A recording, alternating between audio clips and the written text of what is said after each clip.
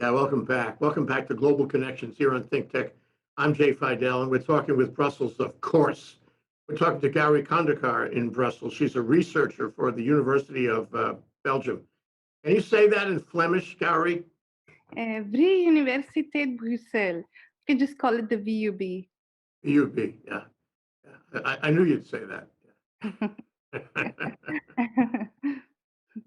Gauri was with Pacific Forum for a while here in Honolulu, and we met her there. We've done shows with her in Brussels and over many issues over a long period of time, and we're catching up with her today.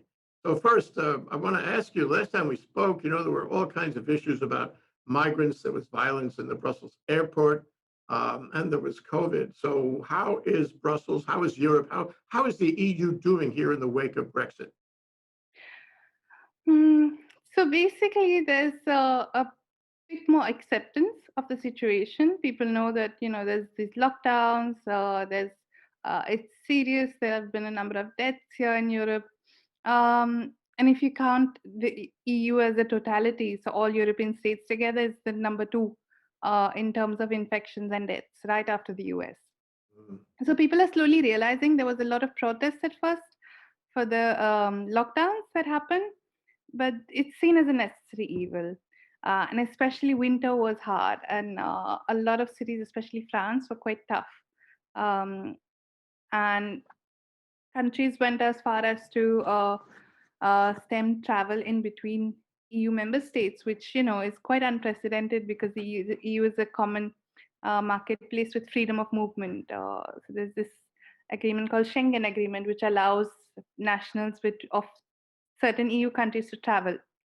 And that was stopped. So it was quite a stark realization, but people had come to terms with it. And there was also a hope at the end of the tunnel, the little glimmer that started coming with the vaccines, the AstraZeneca, the Pfizer vaccine. All of these vaccines started getting developed simultaneously. So this is where we're at now. There's a bit of hope that vaccines will come and the lockdowns will end. How's your life? How do you feel? You have a newborn baby. Have to Yeah. be careful. Are you staying indoors? Are you doing your work at home?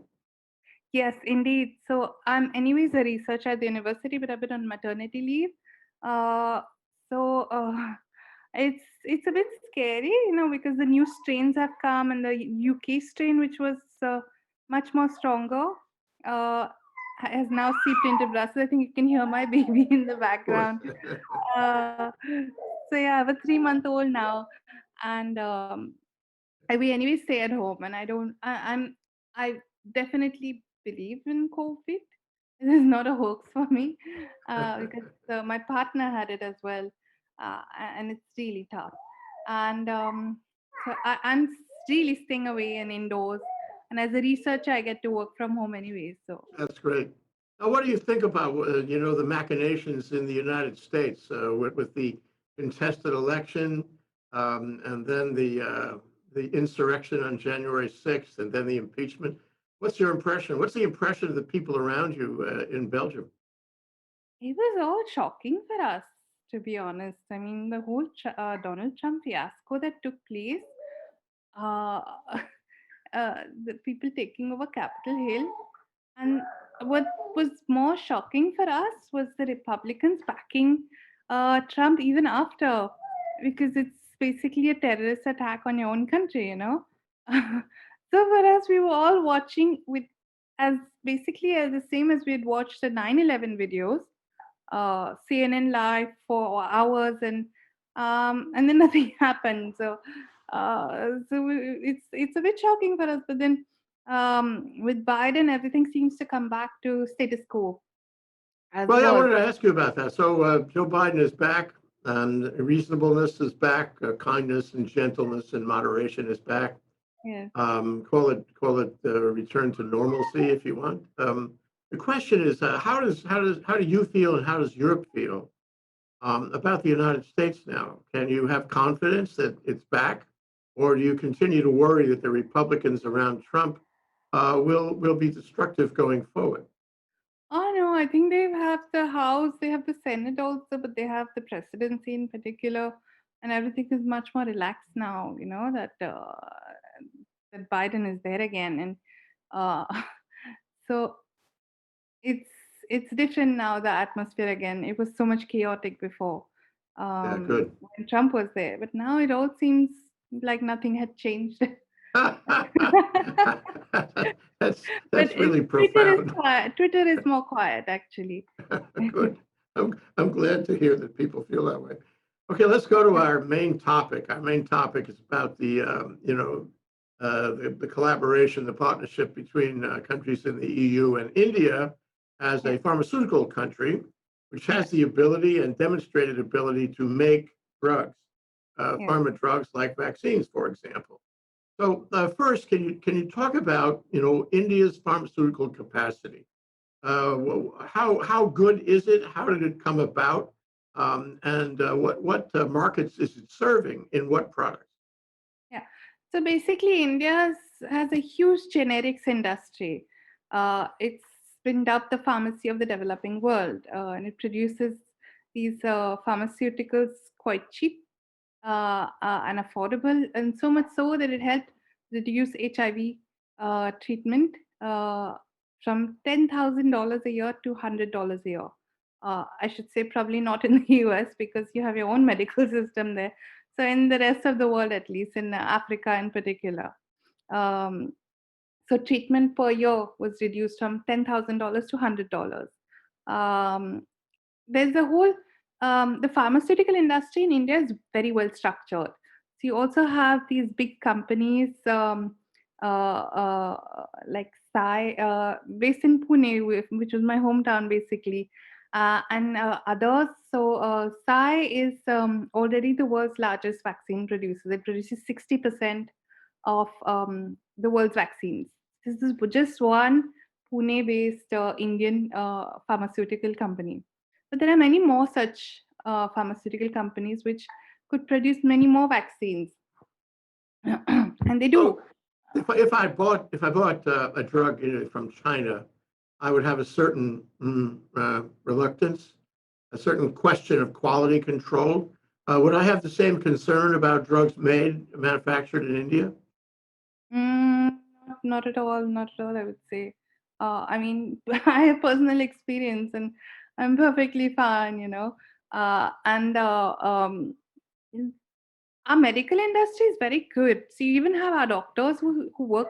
A lot of our doctors work in the US Oh yeah. and the UK and in different European countries. Yeah, the health sector is quite impressive in India actually, uh, and there's no such issues with vaccine safety or any medical safety. Of course, from time to time, because there's so many different pharmaceutical companies, and lots of them in India, so capacity is not an issue. The value chains are developed. So sometimes there's an issue when a small company would produce something questionable, and but then there's checks, they get raided. So it's very safe. Good, good. So now, why is India becoming the what did you call it, the pharmacy of the second world? Why is that? Is that a decision made by government or industry? Where does that come from, and how true is it? Very true. So Indian pharmaceuticals are it can be found in most of the developing countries because they're affordable. They're cheaper. They're as effective. This is what the generic drug industry is. So India supplies medicals to all these different countries, which would not be able to afford European drugs or American medicines. Um, and even now it's been donating vaccines which are produced in India to all these different countries. Million, it just India just sent, I think, 5 million to Barbados even recently, but also in its neighborhood, and it's promised to send around 1 billion vaccines by the end of the year to donate them. So what in the culture, in the Indian culture, makes India want to do this? Because it may be profitable in some cases, but if Ah, you give it away, it's not necessarily profitable. no, What's the motivation there? I think it's just it's it is, it's a bit cultural. it's also this altruistic, you know, more compassionate part of India's foreign policy, but it also adds to Indian soft power and foreign policy. But it's more, I would say, more related about compassion. It's also, economically sound, not as much profit as you would see with the Western companies that they make, because these are very cheap medicines. Um, but there's this certain quality of altruism that comes through. So India might not have been. So now it does have a multi-billion dollar foreign aid uh, policy. But then before, instead of the foreign aid, it could give things in kind. For example, like these medicines, uh, Yeah, and as a goodwill gesture in a way.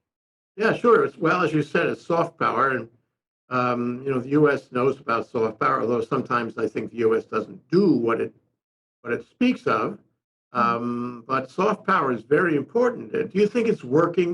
Do you think the philanthropic side of this from India is gaining the soft power that it hopes to achieve? Definitely, definitely.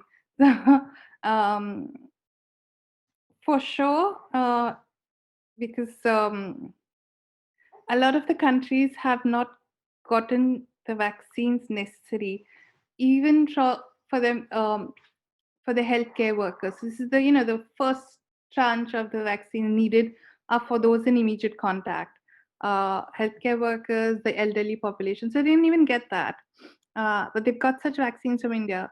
Um, None of the EU countries have donated any vaccines, and they've ordered vaccines many times the number of their populations. Guinea, for example, got 55 doses from Russia, the Sputnik vaccine. But but when India steps in this way, of course, it generates a lot of goodwill. Sure, Um, sure. and The then in people are terms, desperate, and if you can yeah, and satisfy especially that during desperation. these times, it's unprecedented pandemic um, situation. So uh, definitely, and what India is doing is it's giving these vaccines simultaneously while inoculating its own population. So I think that fact is much appreciated as well. I have so many questions for you, Gary. Now, Mhm. has India licensed the technology from Pfizer and I don't know about Moderna, but who's the other one? AstraZeneca. Is it licensed it, or is it developing this vaccines on its own? So one Indian company, Sai, for instance, it's partnering with AstraZeneca to develop the vaccine. Uh, and so it's bought the license and is manufacturing in India. But the rest of the companies have not. So India's also producing its own vaccine, uh, and um, and various other vaccines are under development in India. The domestic vaccines. Ah, Um, you so mean COVID vaccines or vaccines for COVID other? vaccines. No, COVID vaccines. Yeah. So India has already developed another COVID vaccine on its own, and three more in the pipeline. In How about total, the Sputnik? Is Sputnik in India? there is the Sputnik vaccine, um, but it's not. I don't think this used because India has its own vaccines. No, Yeah, two of them actually. yeah. Well, I'm not sure I would feel really confident about Sputnik anyway. But Sputnik has been working well. That's what I read when I was doing research about it. It's been quite effective. Um, Well, I think it's all commendable that India has the ability not only to manufacture under license, but develop its own vaccines. And what yeah, it speaks of, and maybe I should ask this as a question, it seems to me that this is an indicator of times in the future with other viruses, other diseases, yeah. where India, demonstrating its ability in this area, can step in and develop vaccines and medicine therapeutics for other diseases going forward, and as you say, become the pharmacy not only for the developing world but for the whole world. What do you think about that? Yeah, it's a great idea actually. Also because you can get economies of scale with that. And India already has the large infrastructure. It has the industrial value chains already in place. Uh, and it's a bit like China, it can adapt quickly. It is a manufacturing hub. So it's able to adapt more quickly than for, say, older industries like in Europe or in the US. And it has the manpower and resources to do so. The problem is that for the moment, the the main vaccine, the pharmaceuticals, let's say drugs or other vaccines, are developed in the West, and they're patent protected, and they sell them really quite expensive. So the AstraZeneca vaccine, at least, um, they were going to sell a single dose for 55 euros. That's like $65 for a Yeah. single dose. Imagine the billions that were needed. Yes. So and anyways, these pharmaceuticals in the West, they're funded by public money, but they still rely on hundreds of billions of euros or dollars in profit, and I think that's a bit criminal. But if these licenses could be freed up, especially in exceptional situations, then it could be useful then it could be actually practical for Yeah. countries like India or others to become, global pharmacies. So now, as a as an academic, as someone who's skilled, deeply skilled in foreign policy and international relations, you write you write articles. And the most recent article that I know about is an article where you suggested there should be a partnership between the EU, countries in the EU, and India, to deliver vaccines, known vaccines that are, popular in the West anyway, like the AstraZeneca or Pfizer. Uh, and even though the Pfizer was developed in Germany, right, by a Turkish couple, Yes, husband yes. and wife, they're the ones who made Pfizer possible. Hmm. Anyway, so can you summarize that article for us and tell us, why you wrote the article and what your proposition is there? So what we have seen in the recent weeks is that there was this bit of a struggle between the EU and the UK, where because um, the Oxford vaccines and the AstraZeneca vaccines, they have production facilities in Belgium and different European countries. But then they were meeting their uh, obligations, their contractual obligations only to the UK. So they were supplying vaccines to the UK, and the EU was like, where are our vaccines? So that whole set up a whole diplomatic row between the UK and the EU, and also the Irish border came into question, and then they would stop trade from there. So it was a whole big diplomatic row, and it led to something called vaccine nationalism. Yes. And this, for me, at least, coming from India, it was quite surprising for me. And then when I investigated a bit more, and I, of course, observe Indian news, and there's so much that India is donating so many vaccines here and there, uh, and it was shocking for me, because all these rich countries, and I uh, found out that these Western rich countries have bought vaccines up to 4 times their population. So it was shocking. That what led me to investigate. And then you see, countries like India have been producing, and what they've been asking, along with South Africa. So just a side note, South Africa is now suffering one of the most stringent strains of COVID virus. So they're really suffering in the country. They have the highest deaths in Africa and the highest number of infections.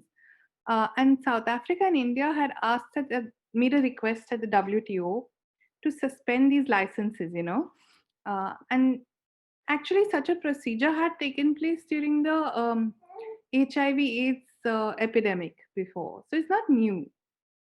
So Why India's why why did they ask to suspend the license? Can you give me so the that they could reasoning? produce it cheaply.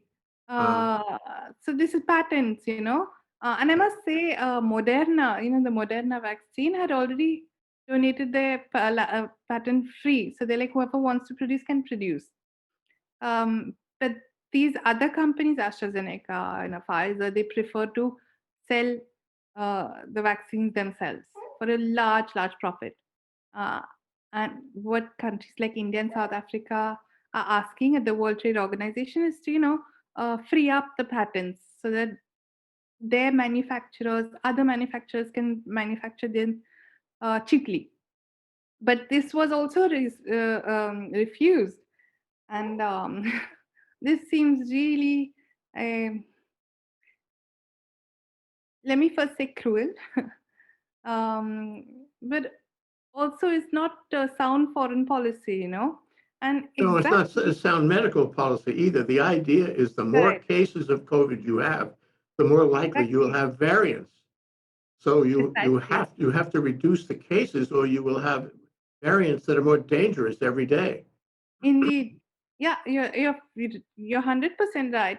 And so Emmanuel Macron, the French president, also last week came out and said, "What is happening? We should be, supplying some vaccines to Africa as well.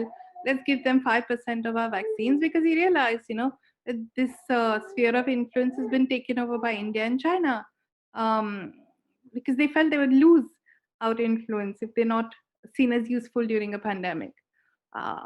So um, looking at the whole situation, and the fact that all these licenses are anyways European companies, European held, and I think that's where India and Europe could partner together, is in delivering these vaccines together. Maybe the Europeans, and just after my article was printed in Euractiv, which is the top outlet in Brussels here, the EU announced that they would double the aid to the World Health Organization vaccine facility.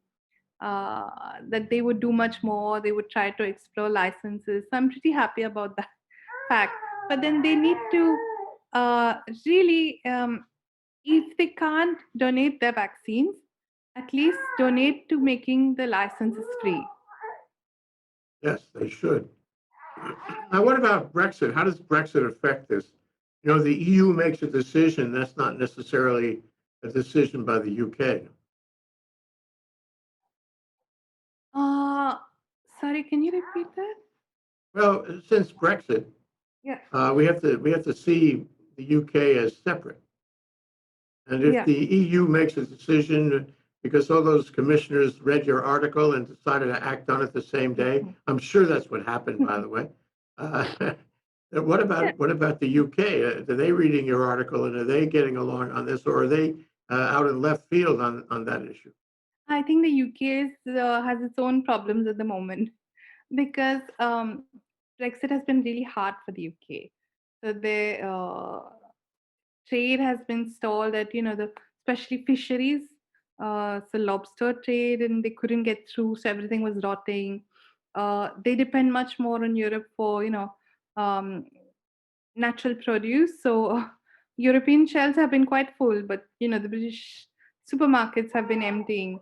And then, of course, there's the COVID has been particularly hard in the UK, and Boris Johnson has come. The British Prime Minister has come under a lot of fire for not having a sound policy first, a bit like Trump, and then having stringent lockdowns. So he's not been popular recently either. Yeah, So well, for them, they're grappling with their own situations. yeah.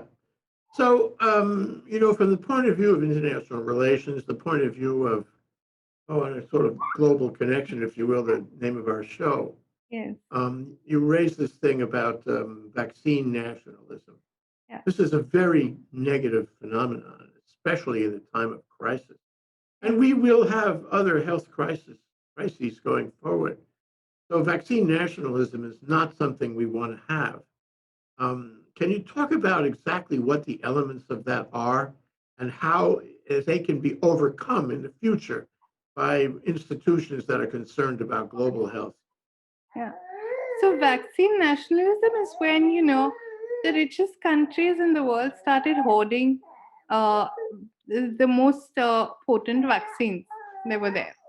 Uh, they bought uh, handful of rich countries, the EU, US, UK, Japan, Israel, have bought vaccines for up to 4 times their populations.